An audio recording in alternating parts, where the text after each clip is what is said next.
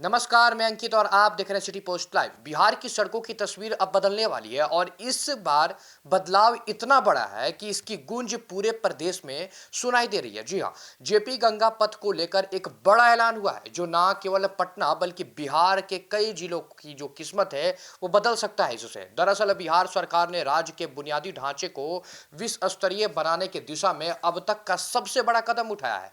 पथ निर्माण मंत्री डॉक्टर दिलीप जायसवाल ने विधान परिषद में जेपी गंगा पथ के विशाल विस्तार को घोषणा की है।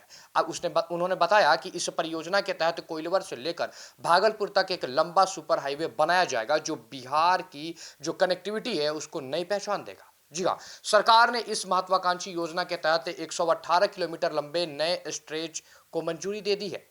यह सड़क भोजपुर के कोइलवर से शुरू होकर मुंगेर होते हुए भागलपुर के सबौर तक पहुंचेगी। इस पूरे प्रोजेक्ट पर करीब 16,465 करोड़ रुपए खर्च किए जाएंगे। सरकार का इस पर दावा है कि इस सुपर हाईवे के बन जाने से पटना से इन जिलों तक की जो यात्रा है उसका समय करीब 50% सीधे कम हो जाएगा। इस परियोजना की एक और खास बात यह है कि बिहार में पहली बार सड़क निर्माण के लिए हाइब्रिड एनयूटी मॉडल यानी कि एचएएम लागू किया जाएगा।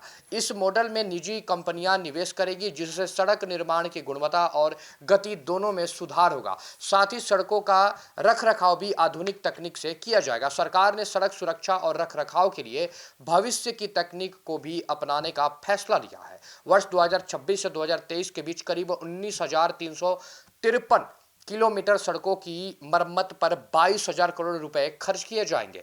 इन सड़कों और पुलों की निगरानी अब आर्टिफिशियल इंटेलिजेंस, मोबाइल ऐप और वेब ऐप के जरिए भी की जाएगी। इसके अलावा 250 मीटर से लंबे 85 मीटर की जो पुलें हैं उसके ऑडिट के लिए आईआईटी पटना ने इसके साथ समझौता किया। जी हाँ, सीमावर्ती जिलों के विकास के लिए भी एक बड़ा योजना तैयार की गई है। आपको बता दें कि एशियन डेवलपमेंट बैंक की मदद से 3,743 करोड़ रुपए की लागत से 266 किलोमीटर लंबे सड़कों का जो उन्नयन है उसको मंजूरी मिली है। इससे सुपौल, अररिया, सीतामढ़ी, मधुबनी, दरभंगा और बक्सर जिले को सीधा फायदा मिलेगा।